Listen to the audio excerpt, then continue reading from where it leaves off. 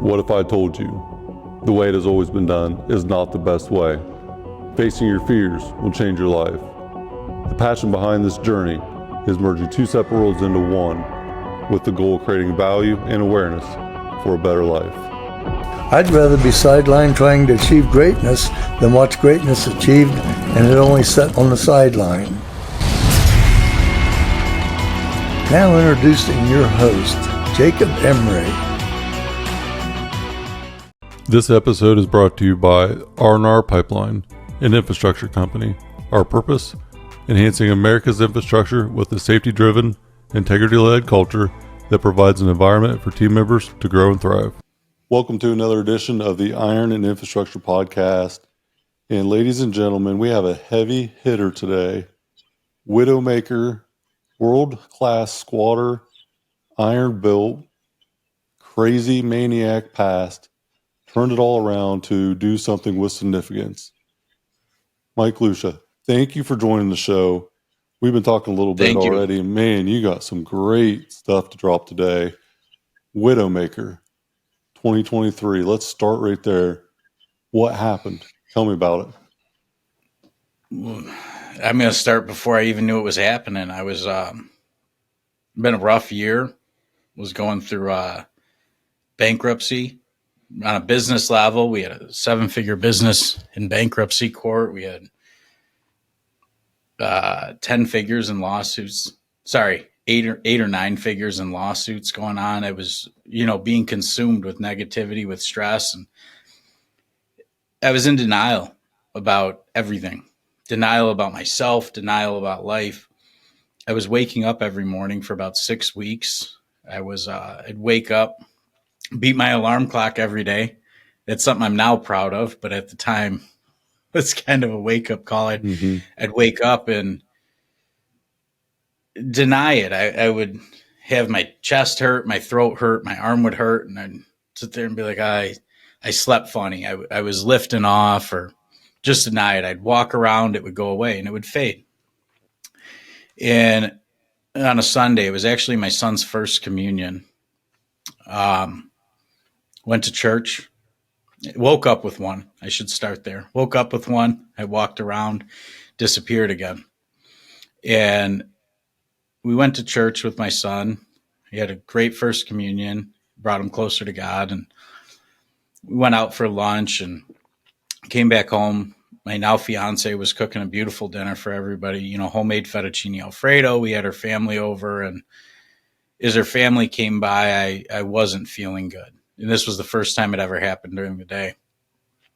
So I excused myself. I went in the room and tried laying down. I couldn't get comfy. I had these shooting pains down my arm, but I was having them on the right side too. So I was trying to just deny that this was a heart attack, even though my dad went through quadruple bypass pretty much a year exactly earlier.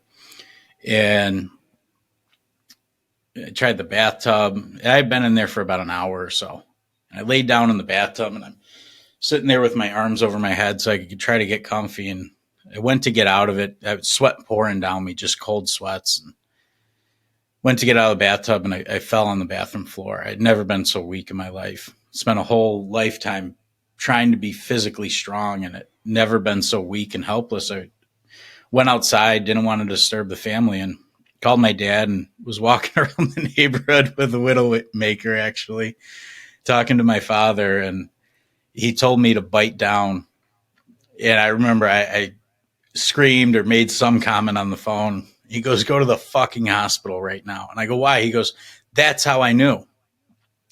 As I'm starting to walk back inside, my now soon-to-be father-in-law, previous business partner, walks out and tells me to get in the car. I told him I think I told him I'd drive myself, that they could stay and enjoy dinner, and told my fiance the same thing, that I'll let them know. And we get there, and I still remember it pretty clear. It was we walk in, they tell me to wear a mask. It was still kind of COVID craziness going on at the hospital, and my fiance's a wreck. I walked myself in. She's standing next to me, yelling at them, saying, "He can't fucking breathe. He doesn't need a mask." And they go, "Just sit down. We'll get to you." And And that's when things started getting kind of hazy. It was about an hour and a half into it.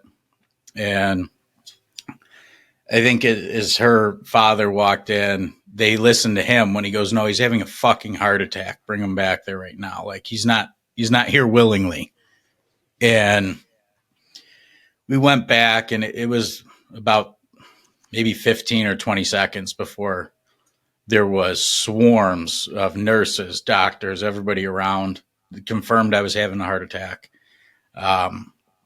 Was prepped in surgery. I still was awake for that. You know, they had me butt naked on a thing, shaving my groin and everything for my father-in-law to see. My fiance, she's cheering next to me right now. And went into surgery. The only thought I had was I failed her and my son. It was the only thing I could think of at that moment, was I let the two of them down, the two people I'm here to take care of. And I was in surgery a few moments later. I don't even think it was 15 minutes before they had me in surgery. And I could feel them. They were able to go in through my arm. Went in through my arm, and I remember I was still awake for the whole thing at this point. I could feel them in my chest, and everything started getting cold, started convulsing on the table, and started hearing them scream. Could see them all over me, and everything went black. And I was just, next moment, I was sitting there looking at myself. I could see all these doctors around me. I was looking down on myself on the table, and the only thought I had was, how foolish could I be? I let down the two people that depend on me, that I'm here to take care of. And it really made, after that moment, my purpose in life very, very clear after that time. Wow. I woke up, and the only thought I had was, does she still love me? Can I make this up to her, and can I do right for her and for him? Thank God my son wasn't there to see it. And yeah, it turns out I had a 99% blocked left ventricular, the widowmaker, ascending artery.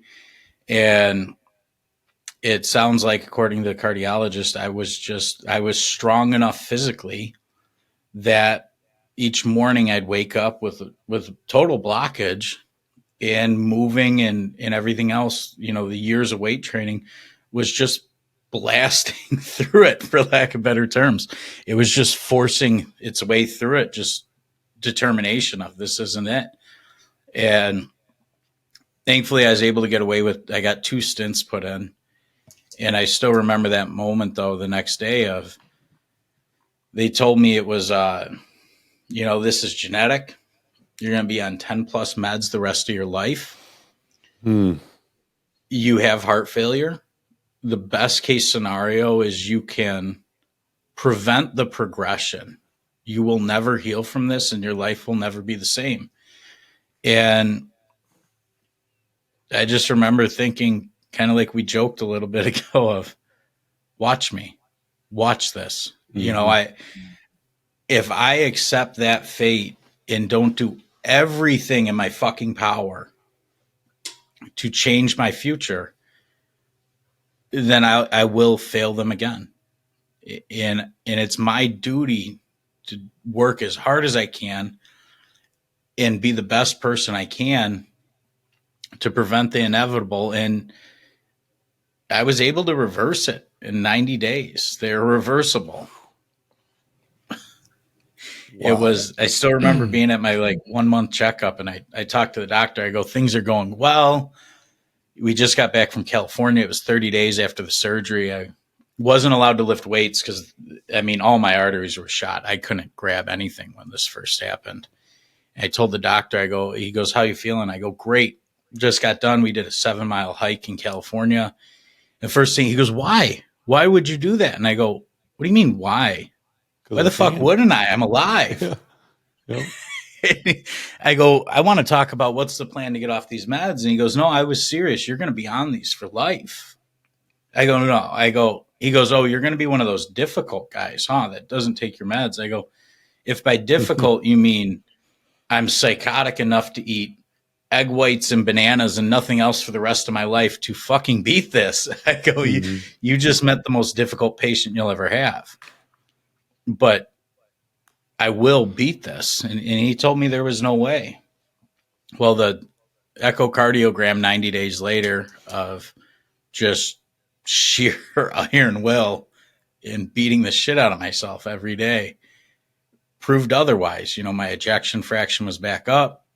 I had taken myself off the meds due to side effects. And it just really showed me that how powerful the mind is. If you set your mind to a goal and cut out everything else, but live every decision with your purpose, there's nothing you can't fucking do.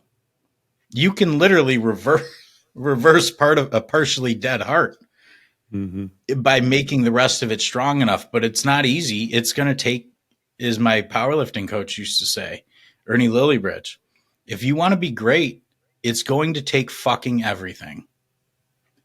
And every day, I know some of your story, running a business like you do, it takes fucking everything. Nothing short. Yeah. And then some is right. It takes everything today, and tomorrow it's going to take everything and then some the next day and forever.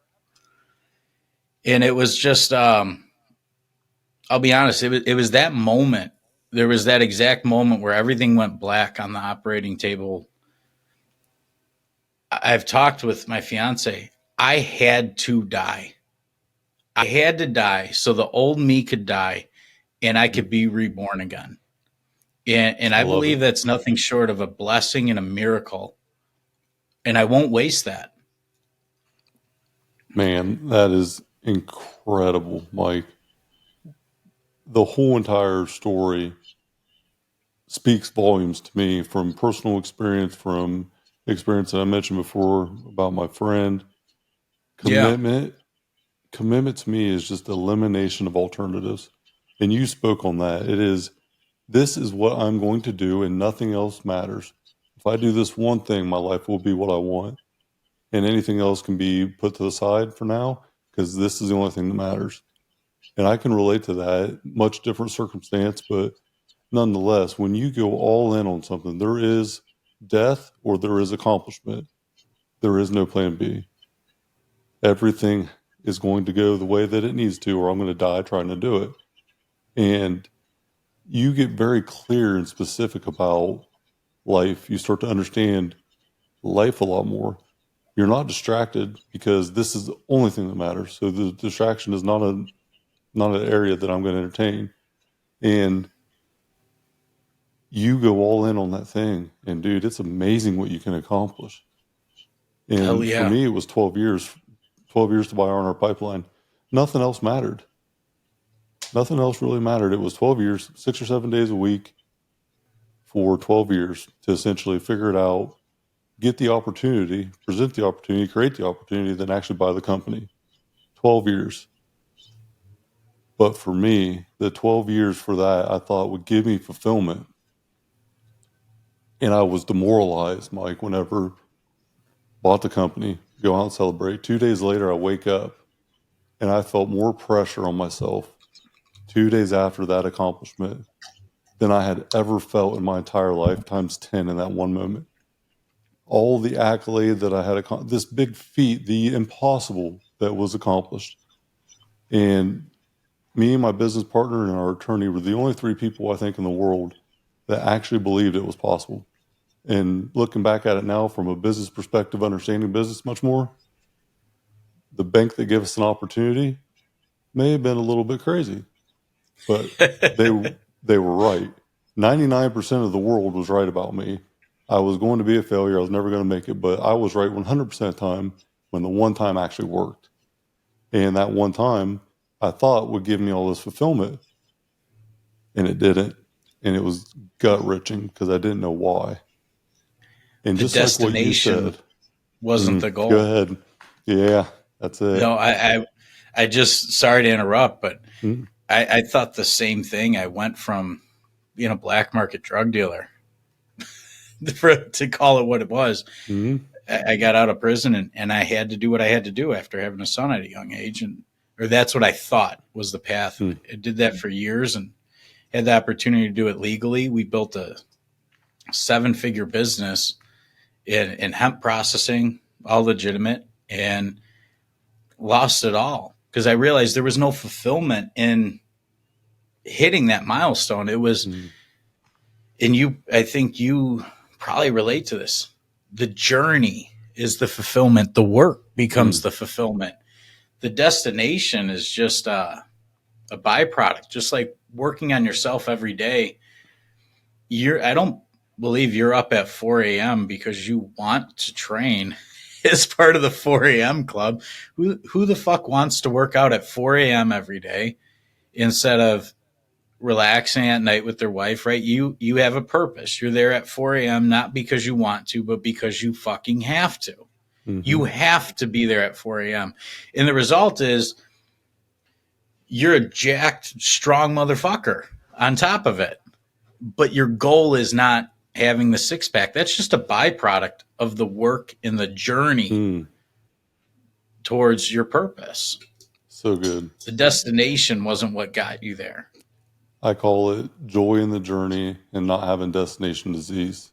You couldn't have said it any better. I love that. I had destination disease, dude. I was so focused on the external accolade. I didn't realize that the person that I would ultimately become to be able to accomplish that was going to be what fulfilled me.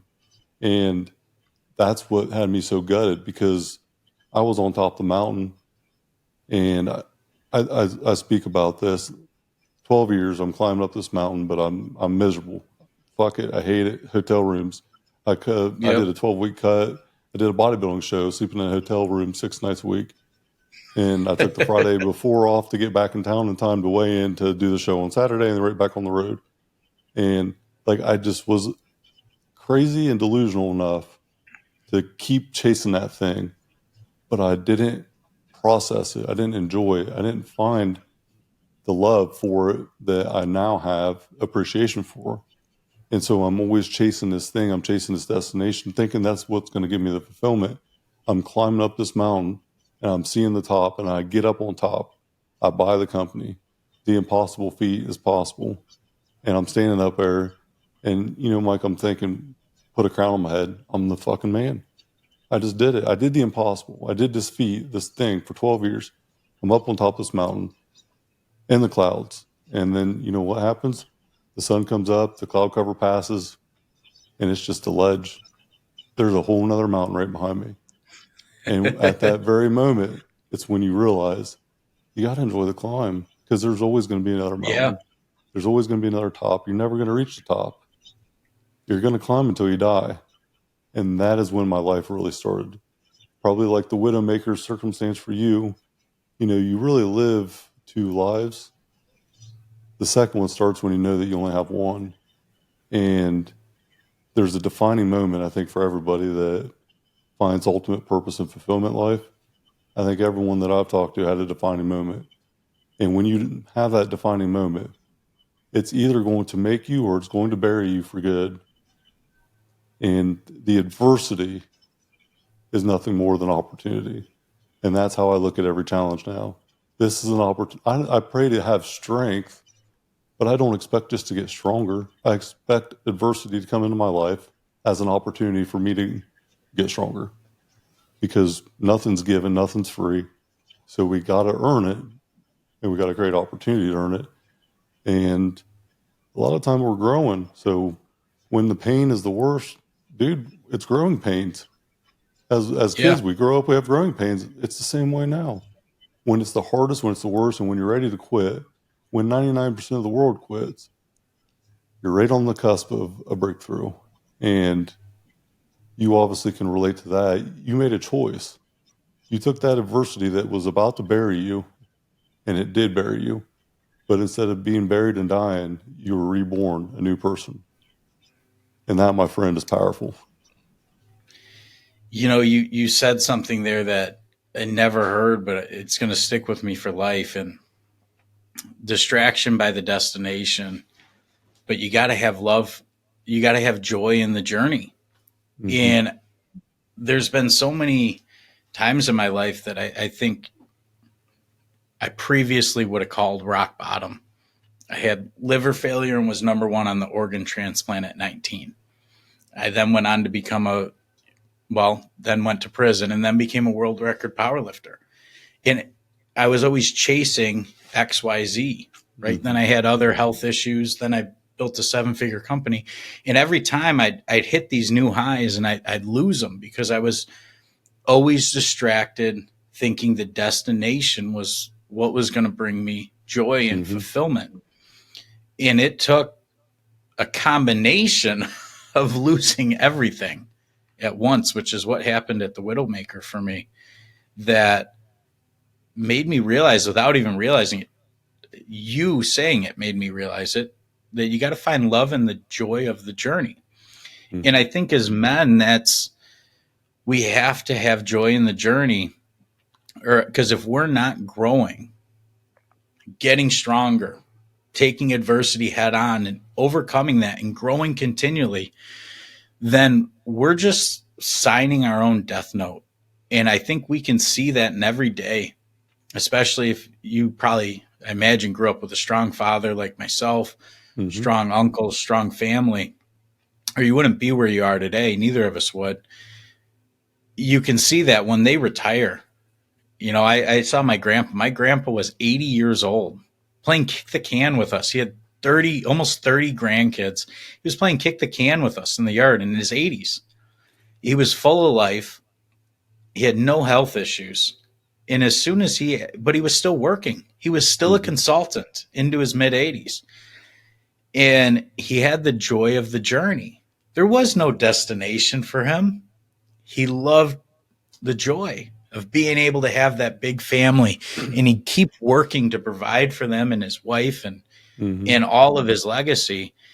And the moment he retired, he just started dying quick. He stopped growing. And I think he's an incredible man, but I've learned an incredible lesson. He had that joy of journey through his whole life into his 80s. And as soon as he stopped growing, he really quickly fell down that hill. He didn't pass for any other reason. A couple of years later, there was no health reasons. He just passed. And I believe that was because he stopped growing. And I think that's our duty. You're a family man. We have to grow every day to be here and enjoy life. So good. My grandpa is the reason the show exists. So I know we talked a little bit before we started recording, but my very first episode I ever recorded, which actually was just released recently, episode 100, was my grandpa. I got to interview him. I'm going to have to check that out. Check it out, man. It was the most humbling, profound experience and memory all in one shot. I sat there and there was flashes of me down the road looking back at that as a key staple in my life as a 60-year-old man, 25 years from now, because that one interview made the whole entire thing worth it. And it hadn't even started yet. I didn't even realize how much I was going to suck at doing this, how pathetic I am as a speaker, how much I don't know about camera and audio and lighting. I had no clue what I was getting myself into. But looking back after 1 year, so right at 1 year, I released my 100th episode. So pretty much 2 episodes every week consistently for a year outside of the beginning. It's impressive. And I was committed to it, so it was a non-negotiable. But looking back that 1 year, man, this was one hell of a ride. The first 90 episodes were fucking pathetic. My lighting was all messed up. The camera settings I still didn't understand. I'm just a pipeline redneck, dude. I grew up tucking my jeans in my boots. I raced motocross and operated equipment. I have no idea what I'm doing when it comes to audio, video, lighting. I got it figured out a little bit now, but it was all worth it because my grandpa came in and sat down with me that day, and 2 hours of his time is a profound staple for everything I did before that day and everything I'll do after that day because of the impact he had on me. I unpacked 34 years of pain in about 3 weeks with my grandpa. And so that memory with him, that experience is so profound for me. So I can completely understand that. And he's, I think, 83 and just started, pretty much founded another church. He's been in the Wow. church his entire life. And he's a deacon of the church, and he's pretty much leading the charge on establishing this new church. And he didn't lose that drive. He's still hungry, he still has a purpose. But I realized his story is so epic. He is such a foundational person for me, but he's impacted so many people. And I heard a quote: "You die twice, one time when you're buried, and the second time is the last time that somebody says your name." And once I heard that quote, I gotta share the story of my grandpa, Jack Emery. It has to be shared because he's such an incredible human and he's made such an impact. I want that story to get out. And so it made it all worth it. 1 year of pretty much hell was all worth it for that one memory. So I can completely relate. And I think that understanding the reality of that, it's painful, dude, but it reignites that purpose that we find in ourselves. And there's something unique that happened for me in the last couple of years. Externally, physically, I dialed in my discipline to the next level. Didn't know I needed it. Don't know why I did it so much, but I was preparing myself for something that I didn't see coming yet. And call it intuition, just call it luck, good timing, whatever. I took my discipline to the next level. And thank God I did, because there was a storm that was coming I didn't see yet, but I was prepared for it. External growth and change is so visible, it's so noticeable. But internal growth, development is not something that the closest people to you can recognize a lot of time. It's almost not, I wouldn't say taken for granted, but it's hard to recognize because there's no tangible thing that you see. But your growth in the last probably year, from the timeline, it sounds like in the last year, you've externally changed your physical appearance, your well-being, and internally you overcame your heart disease. But the person that you've had to become to do them things has to be extremely profound. You ought to be extremely proud. I'm sure your family is. I'm sure you are as well, and you should be. But talk about that internal growth. And did you have to change or get rid of certain people in your environment to not let your dream die for yourself? Did you have to change a lot? It's an understatement. It was about 11 months from the heart attack of, I would say, some personal growth. Right, it got me to take things seriously. I overcame the heart failure in those 11 months. I dropped a lot of weight. I started being conscious about who I hung around with. But it wasn't until I really started, wasn't until April where it really started to become clear to me. Really about January it started, April was of this year. So only a couple 100+ days where it really became crystal clear to me that we all are our own worst enemies. I was, even last year, I was still blaming issues at work on distributors or Mm, blaming things on things that really are, I'd say, well, that's out of my control. I can't do that. He's the one. No, I'm the one giving him the control. mm-hmm, And it took me till the end of last winter to realize that. And I was still giving away my control for choosing easy in a lot of other aspects in life. mm-hmm, Being able to blame others for my own shortcomings, right? It feels good in the moment, having an excuse. And I actually, shameful to admit this, I had quit smoking, but I was still vaping until 11 months after my Widowmaker is just frankly retarded as that seems. I was still like, it's my only vice. No, if I want to be better, I need to cut out all vices. I need to control everything I'm consuming. Mm-hmm. That's from the people I'm hanging around with, what I'm putting in my body, what I'm allowing myself to see and look at. And it really took what actually changed that to me was journaling. Really was the overcoming issue, and I actually have mine right here.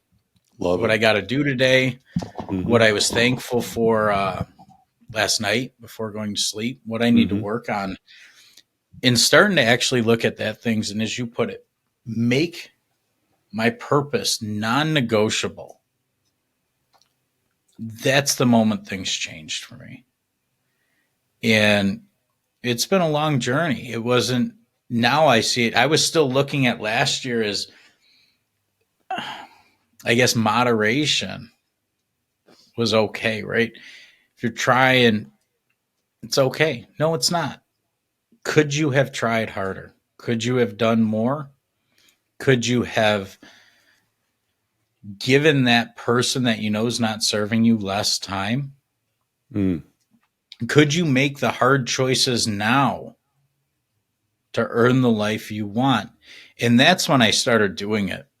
And it ended a lot for me. It ended friendships. I stopped reaching out to, I stopped communicating with. And I had done that 3 years, but it really brought me back to, it had ended business partnerships. It had ended a lot of things. And Mm-hmm. my life's still changing and evolving from that moment. But when I really took that time, I always thought it was stupid. What's writing a book going to do for me? But it's just like your experience with documenting your story in the Iron and Infrastructure podcast. I think much in the same. Actually putting pen to paper, or in your case, putting a video and an audio behind it, whether you suck or not at it, we have to embrace the suck Mm-hmm. to become better. And so doing those things I know I sucked at, and holding myself accountable to become better, has started to change everything. But it's still a weird process to look back Mm-hmm. on. And I think we have to remember those people in our lives that no longer serve our purpose or distract us from that purpose. We have to remember the pain so that we don't go back to those distractions that are going to distract us and remove that joy of our journey. It's So good. it's not an easy thing to do. And you've had a lot of businesses. They're hard realizations and uncomfortable conversations, but I found you just got to, count to 3 and rip the fucking Band-Aid off and go into that uncomfortable situation, or else it's just going to eat away at you. Mm-hmm. And at the And end of it, go ahead. no, I was just going to say, when I finally realized removing those vices from my life, and vices, I think we all think of vices strictly as just, alcohol, cannabis, whatever it may be. It's vices are a lot simpler than that. They're anything that's taking us away from our goal, anything that gives us a little regret. Hitting snooze in the morning, that's a vice. That's a crutch. That's an escape Mm-hmm. from getting up and facing your day, facing the day you have to win. Mm-hmm. And once you remove those vices, everything else became really clear. Even like you mentioned, cutting people out of your life. The people that'll be like, "Oh, it's not your fault. He should have done that. Why did he do that to you?" No, why did I let him do that to me? Why am I tolerating him being present? Why am I tolerating him being associated with me in business, in life, whatever it is? Mm-hmm. That's just another vice, because allowing that excuse is a vice as well. We're allowing that to give us a temporary relief and a temporary escape from the pain we must overcome on our journey. Mm-hmm. What you tolerate, you accept. And there's two types of suffering that, I had a pretty difficult business decision to make about 6 months after buying R&R Pipeline, and it was tough. And I was consulting my attorney about it. He said, Jake, here's the reality. There's two types of suffering here. There's long-term suffering and short-term. Short-term is going to hurt like a bitch. It's going to be hard. It's going to be a knockout punch, but you will get up after 9 seconds, and you won't get to second 10, and you'll survive. Or you're going to just get your ass kicked. It's going to feel like the 12th round, and it's just going to be longer and longer and longer. And then if you're lucky, you'll get up, but you might not get back up after getting knocked down so many times. Rip the Band-Aid off.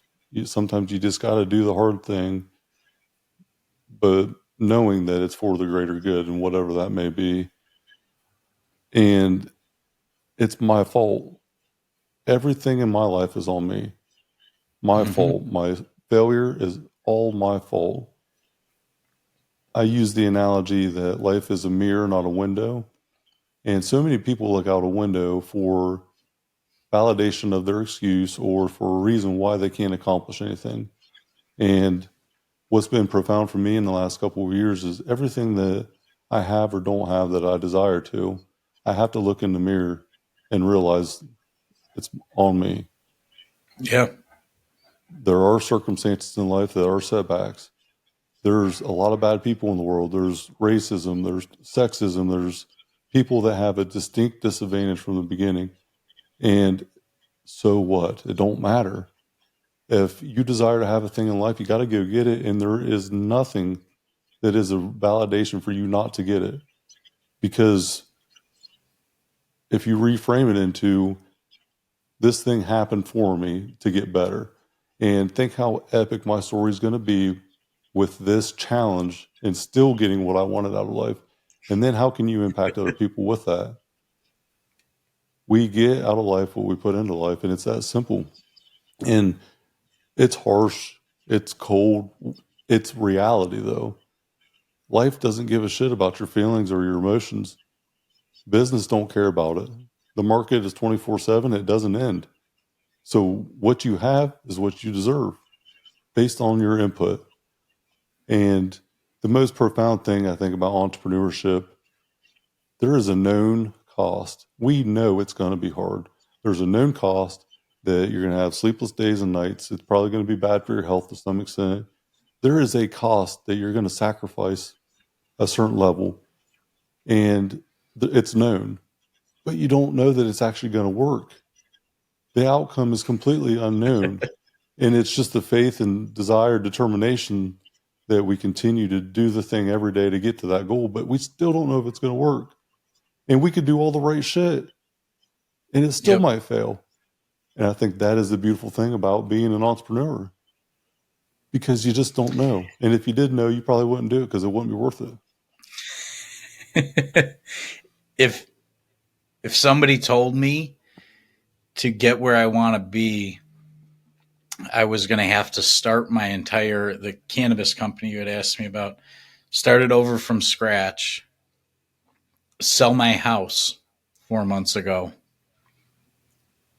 and put everything I had into it just to move on to what I believe my true purpose is. I think cannabis can do a lot of good in this world, but I was always distracted with the past, not recognizing, thinking of life as a window rather than a mirror, like you were talking about, and blaming others for my lack of success. But it was all my fault, as you put it. Mm-hmm. And one of the things we've realized going through this, my fiance and myself, is we are going to exit the cannabis industry. And the reason some things didn't work for us, it was our fault. It was nobody else's fault. We were blaming distributors, we were blaming other partners, etc. But it was all ours for allowing it. And I believe part of that is we're looking to move on beyond that industry, not actually I think the industry can do a lot of good compared to traditional industries like pharmaceuticals and alcohol. But unfortunately, it is still an industry that is heavily funded on vices. and an escape for people from life.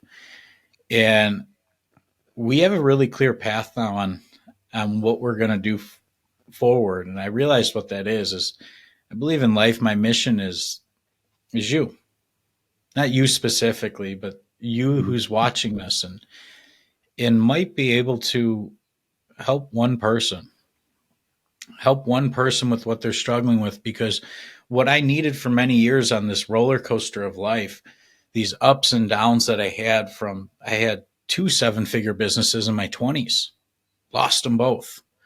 I built a 6-figure business in under a year with the new cannabis company, and then restarted it, got it back on track to over 6 figures once again in a couple months.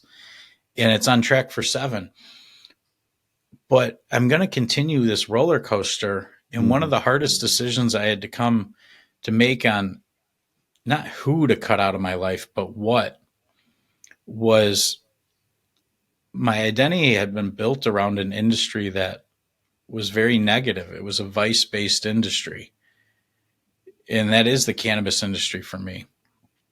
And we had no idea how to do it, to be frank. But when we realized that that wasn't the path for us, it was the biggest weight had ever been lifted off our shoulders. Of I was in this industry for so long to prove it to those who said I'd be in prison, said it wouldn't work, or this and that. And because I did go to prison, let me show you I can. Oh, you gave me a piece of paper. Now I'll prove it to you. I'll prove I can do good with this. And what it made me realize was I can do good with this, but I can do better cutting some of this negativity out of my life. And we've put a path forward to get there next year. And I believe we'll be there. That when we can move on from a vice-based industry and get that out of our life, I've realized my new purpose is everyone who needed it, just like I did. I needed somebody to give me the truth. You went through the same thing in your life. You needed somebody, your partner, your lawyer. They were the only ones to give you the truth when you needed it most. And I think that's a big, even motivator, but a big reason I believe it's my purpose to start sharing my story, and yourself as well. If you can help bring your friend's story to life, to help that one person who needs it, well, I know I can be a lot prouder of that moment than selling drugs for the rest of my life. It's very unique when life becomes clear, because what always matters seemingly doesn't matter as much whenever you have a reality check. Like your situation was quite literally 1% chance of survival. And Yeah. all you need to know, though, is there was a chance. And because of that, it's likely that given that happen again, you won't get another one. No. And right, wrong, or indifferent, you're essentially given a second lease on life that you cannot waste. And now you know that. And whenever I think about people in your life, and even family, how many scars do you have to justify because you love the person holding the knife? And you think about that. We justify things because we know what is going to happen when we recognize and do something about the reality. And we've all done it. I've justified scars and justified them for the person standing behind me with a knife in my back. And freedom came to me when I realized that I can turn around, pull that knife out, and get rid of that person, and my life will be a lot better. And I won't have a fucking knife in my back. But it's such a hindrance to us that is almost unforeseen or unnecessary weight. And when you let go of it, it is so freeing. And so kudos to you, because it's hard. There's a lonely road, but when you know what you want out of life, man, just have that conviction and go, and don't stop. And if you want to get on the train going down the tracks with me, I always say there's 2 teams in my life. There's my team and the other team. and my team's on the train going down the tracks. And that's friends, that's my network, that's, business personnel. If we align, we have the same values, morals, and all of that, then you're on my team. If not, I don't care what you do. Don't come at me. I'm not gonna come at you because I don't give a fuck what you do. You mess with me though, it's gonna be a mistake. But nonetheless, I don't put any energy into anything external to my team. I focus on what I can control. Talked about being in control a little bit ago, but you do what you know that you can control the outcome with, and nothing else matters. I cannot control the state of the economy, but I can control the money I have prepared, regardless of the state. Winter is going to come every year, Mike. I live in Ohio. It gets cold as hell every year and has for the last 6,000 years. But I'm in Chicago. I'm with you there. So you're no better. I cannot control, and you can't control the reality of winter being brutal, but you can get stronger in preparation to face that. And that's one of the secrets to life about that I've realized, that I can't control that weather, but I can control how I handle the weather. And back to the mirror, it's on me. It's my fault. I don't deserve what I don't have. I just desire what I don't have. And I always hate when people tell me I deserve to have this thing. Well, do you have it? Well, no. Well, then you don't fucking deserve it. You just desire to have it. You haven't put the work in. You know how I know that? Because deserve means that you have it and you don't have it. End of discussion. And a lot of time we feel like we deserve things that we have worked hard for. We haven't worked hard enough though, because we don't have them. And it never stops. We always have to have that thing that we're chasing. I want to shift gears real quick. Let's talk about the iron, brother. 744 at 181. Yeah. Strong ass. Damn. Let's talk about it. Talk about powerlifting. Obviously was a thing. Let's talk about the gym. Yeah. If you don't mind, there's one thing I want to touch on that you said that just has changed my life. You were talking a lot about controlling our emotions and feelings. And I was actually writing a book on taking control. I'm releasing it for free. I decided this just the other day. I'm almost done with it. It's just about 30 pages, but and it's all about taking control of your life. And it's three things that I'm sure you can relate to. We've touched on all three of them, both of us, throughout this conversation. And we can control what we consume. We can control how hard we work. And third, we can control how we feel. And when you focus on the first two, which are 100% your control, makes that third one a lot easier. And you're going to be releasing that for free. Anybody who wants it. That reminder daily to myself in every action that I do has made the third one much, much easier, which our feelings are what succumb us to the vices and the distractions to get to the destination rather than enjoying the journey. And with that said, I think let's talk about number two, right? The iron. How hard do you work? So I was, I don't know where you want to start. I know you're from Columbus. I think we both ironically grew up in two of the iron capitals of the world. I think Columbus is a little more famous for the iron with, the Arnold, West Side Barbell. I grew up with the other side of the map, the dark side, the shadows of that group, which was Aurora, Illinois, another iron town. And we had Ernie France, Louis Simmons' nemesis. So I grew up actually training with Ernie France, was my coach's coach, and where I found them down the street in Aurora when I was way more lost than I was a year ago. So you trained with some heavy hitters. I trained at Westside for 4 or 5 years. I don't know if you knew that. One of my great friends. No, I didn't. Yeah, I did. What a damn experience. Oh my God. Life-changing experience. That was what I wanted to ask you about. I was hoping you had I had a feeling you had some background being from Ohio. Yeah. You couldn't have been in Ohio and this dedicated lifelong to the iron without touching there somehow, I figured. So I went there in probably 2017, and Corey Gregory, who I mentioned to you earlier, the CEO of Max Effort Muscle and owner of the Old School Gym, I met him when I was like 17. So he became my first true mentor. And now we have a couple of businesses together. We're like best friends now. So the the teacher that he was for me, I am now a teacher in my own right to others. And so it's like a teacher level now, where it was that teacher student before, but mentor and such a big impact on my life. Um, the thing that really turned my life around, I'll give you a little story behind the scenes first, but 20-year-old me, 2 years out of high school, dead or in jail by 21, and I'm 20 and I'm on that path. I hadn't changed anything in my environment in the pipeline world. 2 years out of high school was just a roller coaster downhill, and eventually there was no coming back up.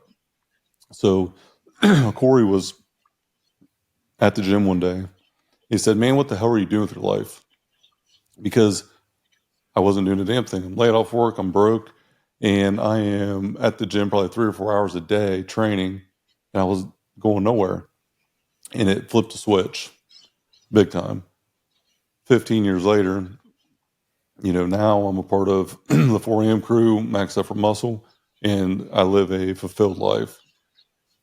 In 2016 or 17, he introduced me to Tony Ramos, who West Side legend. Well, Okay. have you ever heard Tony? I know the name well. I had some coaching and training done by some other guys from Westside, which was Greg Panora Oh, yeah. and as well as Sweet Burns. I worked with one on one for a little bit too for a time. So Tony was 181 as well. I think he squatted 881 at 181. Yeah. It was a world record at his time, and he owns a concrete business in Columbus. Great friend of mine now, but Corey introduced us, and he's called me a pussy for probably a year. Like, hey, you got to come to Westside on Sunday. We're benching. You got to come to Westside. And I was embarrassed and probably just scared, to be honest with you, to go there. I finally walk in the door one day, nervous as hell. I've been training 10 plus years, no significant powerlifting training though. For the longest time, like I didn't really lift heavy. I was more into like bodybuilding and I played basketball, raced motocross, boxing, kickboxing, jiu-jitsu. Like I had a well-versed athletic training style, and I never really focused on just strength. And then I did, because of injuries, because I kept getting injured because I wasn't strong enough. And so I go to Westside, I walk in, Found it and the I same thought, way. yeah, and I thought, holy fucking shit. Like you walk into that place and it's an immediate respect. You don't talk unless you're talked to. And like I knew right away my place. So much so that for 2 months I actually would go bench on my own and not bench with the crew, which come to find out is an absolute horrible mistake to do, because they want to fucking kill you then. Um, George Halbert was my coach, which I'm sure you've heard of George. They call him the bench press king. I think he I benched know the name. six Don't know six him twenty. personally. I think he benched 622 at 181 raw. I think that it was something incredible, and that's who my coach was for about 4 years. 6 months, my bench went from 355, shaky, ugly, barely able to get it up, to I think 425 in 6 months. It was Oh 415 or yeah. 425. Incredible. Like it, I learned about the how the band tension, the change, the different floor press variations. I mean, we would put bands on everything, and there were so many times I thought they were going to snap me in half. We would do, regular two board with foam underneath of it. The foam couldn't compress, so you're really controlling that weight coming down, and then you have to just pinpoint the press, which is very good for competition. So many impactful times and learning lessons there that will forever change the way that I lift. And I think the scariest time that I ever had there, I was spotting a guy that was benching 870 pounds, I think. I was spotting on his right side, and he's going out suicide grip. And he's in a shirt, but a suicide grip, and I'm like literally shaking. Well, come to find out, he had a right wrist injury and was known for that falling out of his hand. And big as shit, like halfway up, that bar slips out. I grab it. I'm underneath of it, but it's 400 pounds on that side. So it takes me everything I have, almost broke my back not to go over the damn bench because of the leverage with the weight coming down. And it still hits his chest. I softened the blow quite a bit. And I thought, he's dead. And if he's not, I'm dead because I didn't catch the weight. He hopped back up and did another set 20 minutes later. And I thought, holy shit, this is a different breed of individual and different, breed of maybe human, maybe not, but crazy fucking people. And it was such a profound thing for me. When West Side vs. World came out, I had the opportunity with Tony to go up to the premiere launch. And I got to meet a ton of legends. And it was so incredible, man. And then when we would go to the Arnold Classic, Matt Winning, Donnie Thompson, Dave Tate, just so many of the old school, like OG West Side guys. So, yeah, it was absolutely incredible. I didn't mean to take your spotlight there, but it was you're profound, good, man. So profound to spend that time there. And I'm forever grateful for that. COVID was kind of the tail end of me going back there. And then obviously, within a couple of years of that, Louis passed away. So talk about your experience, though. I mean, was it powerlifting growing up? Is that what your thing was? No, my thing was like you. I loved sports as a kid. It broke my back at 13 or 14 going into high school from skateboarding. I had started to kind of fall into, I'll call it stereotypically, the bad crowd. There's a lot of bad influences in that sport, but broke my back and got into drugs for years. Made really bad choices. But when I was forced to court ordered, forced to be sober for a summer, I ended up getting into Muay Thai, martial arts, and all of that. I had just finished rehabbing the back. It was about 2 years later. And they told me that if you add muscle, the more muscle you build around your back, the better your back will be for the rest of your life. I had broken the L4 and L5. And that started lifting for me. Just from that sense of it's going to make me better at the boxing I was doing. It's going to make me have less back pain. I was having days where I was allowed to call out a 6. I had a broken back at a young age, but it was a couple of years out of sports that team sports and school sports, I had fallen behind too much. It wasn't jumping back into it at that, missing those puberty years in traditional sports. And long story short, I found powerlifting because same as you, an injury. I had liver failure at 19. It was something we didn't touch on. I'll keep it brief, but it was number 1 on the organ transplant list. It turns out I had allergy to Tylenol. I had shattered my collarbone. It still healed all messed up. It healed like that. And kept having these weird bouts of problems over and over. Long story short, they finally checked me for my bloods, and I was in total organ failure. Went to the hospital. I was number 1 on the transplant list, and it was the first miracle that I was still alive. God's given me a couple, and I'm not going to blow this one. That's now. For sure. My God. I healed with no transplant, none of it. It was a total miracle. And coming back from that, I right away got back in the gym. Still was making bad choices. I was a 19-year-old kid with problems. Myself being the biggest problem by a long shot. I was creating my own problems, but I tore my pec for the first time right after getting out of the hospital for that. And I just let it heal up a little bit, and I was out of boxing. I wasn't doing anything. I was out on, bail. I was like, I got to do something better, right? And I drove down. I had always been nervous for years. I knew of the Lilly Bridges. I was I think Eric's your age, actually. So I was a year or two younger. I was the town next door. So I knew of this monster, Eric Lillibridge, right? He was down the street. and drove over to France gym. And I lived about 5 minutes from Ernie France's gym in Aurora.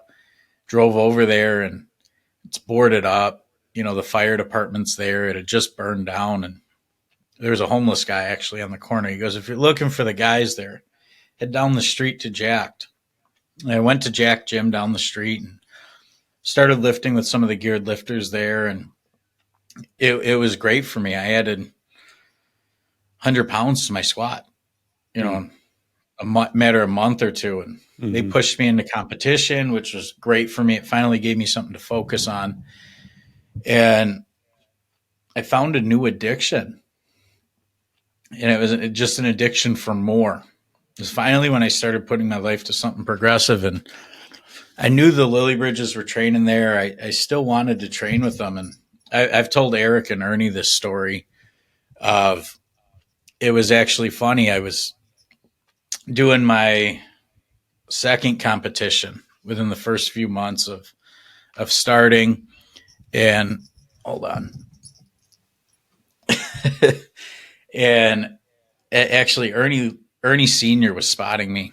I remember it was I think it was a 507 squat or 516, and still had been too nervous. I was training with some other guys there. There were some great lifters there, and I was still too nervous to ask them because I was lifting with all the geared lifters. I wanted to stay raw. This was around 2013 or so.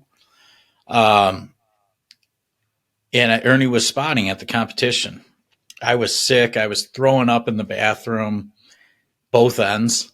You know, I was sick that day. And I just remember grinding out a squat, 10-second squat, 516, was at 181.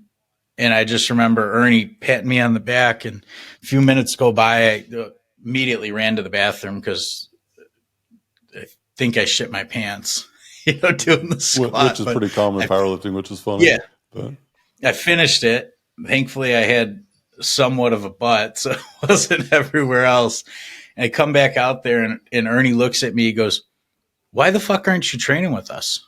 I go, "What do you mean?" It was kind of. I told him years later. I was laughing. I go, "You know, I shit myself that day you were spotting me, and then you asked me to train with you."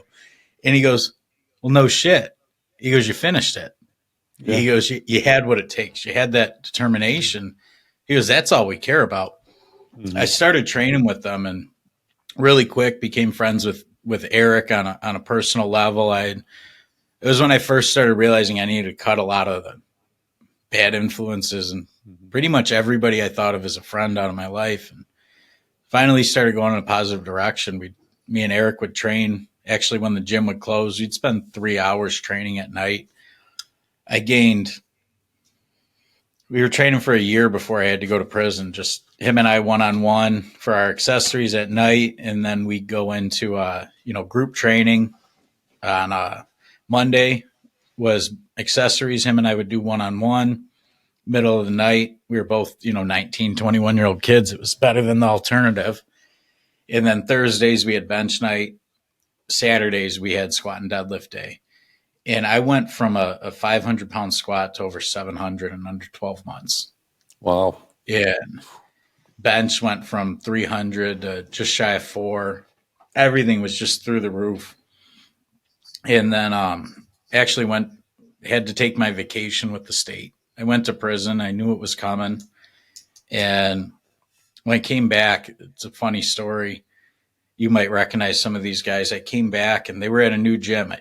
First thing I was doing, I was texting Eric back, dude, I lost 50 pounds. In prison, I was doing burpees for 8 hours a day, 1,000 push-ups a day. I was doing whatever I could while I was there. And I remember texting him on my way back from Southern Illinois, and he goes, "Oh, we're at this new gym. Come by tomorrow."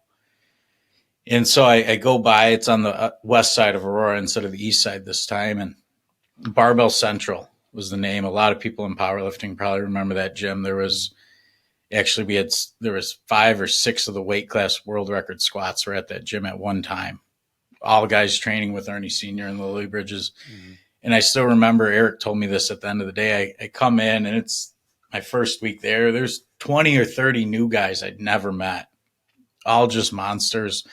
Ernie had, it was shameful the first week. It had gotten so big. He had not the benches they didn't use, but the monolift for the men, the monolift for the women. And I still remember the first week back from prison, 50 pounds lighter. I was on the monolift with the women. Mm-hmm. And I just remember thinking, I'm going to hit that 700-pound squat I never got to. And it was like 2 weeks later. It's 3 weeks exactly from when I got out. I got out on October 28th, 2014. And mid-November, so like exactly 10 years ago to this date, I was there, and there was a few new guys training with them, a few new super heavyweights. JP Carroll was there, 450-pound, just monster of a man. Yeah. Yeah, if you know him, we just called him huge. He was so big. Massive. It's all you can call him. It's just huge, just mind-blowing. And Eric told me he was sitting on the bench, and JP's whispering to him, "Who the fuck is this kid?" Because I was on the men's rack with him. And Eric just said he didn't say nothing. He just nodded along. And well, half hour goes by, and I'm still only like 180 pounds at this point. And I just blast 700 out of the hole for the first time. And I remember JP told me this story. He looks at Eric. He goes, "Now I know why he's fucking here." Yeah. Who the fuck is this guy? Yeah. He goes, "Now I know why he's here." And Eric just nodded along. And that was one of those moments. It was, I still remember that moment, but it was, man, a gym like that or West Side, you can't recreate those places, but they'll teach you so much when you actually take a step back and stop becoming obsessed with the number on the bar or a plastic fucking trophy in powerlifting, how much we can learn from that. It was a hodgepodge where I lifted of felons, drug dealers, lawyers, businessmen, cops, prison guards, and you were all there for one purpose, to better yourself. I think so many of us there get caught up with the number on the bar that we forget to apply those lessons to the rest of our life. But the lessons that were taught to me there in my early 20s of what it takes fucking everything to be great. When you start applying that to the rest of your life, it's easy to build a 7-figure business. It's easy to build an amazing relationship with a beautiful woman that you're in love with. It's so everything comes easy when you've handled, and when you're in the gym powerlifting, you know this, you're putting a weight on your back that can fucking kill you. You're literally, for pleasure, looking death in the eyes. And while I don't think that happens frequently in there, the reality of it, in choosing to go through that pain, it really turns you and makes you realize that if you take that mindset of I'm unbreakable, I'm unstoppable, and you clearly applied it to life and business with taking over the pipeline company. You did everything people told you is not possible. Found somebody crazy enough to realize you were unstoppable because nothing was going to break you. Everybody tried to break you for 12 years. Myself included, just like said, you. Watch me. What do you mean I can't do it? I want to do that. Not just I want to do this. I'm going to do this. Watch me. I'll find a way. And the gym taught me so many things that I actually sat with Ernie a few weeks ago, and I know people had talked about Ernie Francis passed for some years now. But Ernie Lillybridge, I still get lunch once in a while, and Eric. And it taught me so many lessons indirectly, and it's a crazy place, the powerlifting gyms, the hardcore gyms. They really believe in live, learn, and pass on. And for me, I think it was a West Side guy that actually was famous for that saying. I'm trying to remember who it was, maybe Dave Tate. And they lived taught me so much more that I just had to get a clear head to realize I can apply this to everything I do in life. And I will become unbreakable and unstoppable. That's so good, man. I want to wrap it up with this because I think you just segued so perfectly from where we started. Joy in the journey, not have a destination disease. Everything does have a runtime. Everything does come to an end. I think the unspoken part earlier to the gratitude I have now is walking in to the old school gym at 3:45 a.m. when I do Monday through Friday normally, and realizing this will not be here one day. One day will be my last day. So I am never going to take that day for granted when I walk in. And I have about 10 to 15 minutes of just pure present appreciation. And because of that, it has created a completely different level of appreciation for my process, which is my perfect day, which is today, tomorrow, and the next day. Because every day to me is a perfect day. And then the next day, same thing. It is truly a joy when you can fulfill your life and enjoy the process of it. I'd agree when you can, every day we never know when that day moment experience is going to be our last. Mm-hmm. And so live it like the last one, man. Life becomes so much better when we just give gratitude for what we have. Absolutely. Instead of the disease of destination. Just enjoy the joy of the journey on our way there. Where can the people find you at, Mike? Your story is so relatable, by the way. It's eerie. I'll explain off camera here in a minute, but where can everyone find you at? You can find me at the Mike Lucia on Instagram, and same thing on TikTok.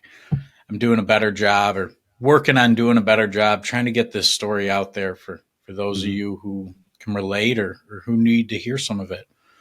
And you never know. You might not realize it, but we all need a little help from time to time. We all need it. And I absolutely appreciate you coming on today. It's been an honor to have you on here. And I highly recommend everyone go check out Mike's stuff. Check out his story. Defied death a few times. My God, Mike, you have an incredible story. Appreciate your time today. Honor to be here. Thank you. All right, man. I would be remiss if I didn't give a little bit of a shout out how me and Mike met through the Spartan Army and Trevor Bachmeyer. Trevor's on the show also. Trevor, I appreciate everything, man. You've been awesome. Me and Mike, I'll speak on his behalf when I say that we both greatly appreciate everything that you've done. So it's been a true privilege being a part of that group.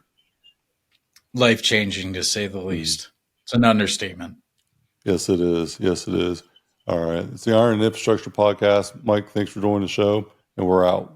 This episode is brought to you by Max Effort Muscle. For all your supplement needs, go to maxeffortmuscle.com.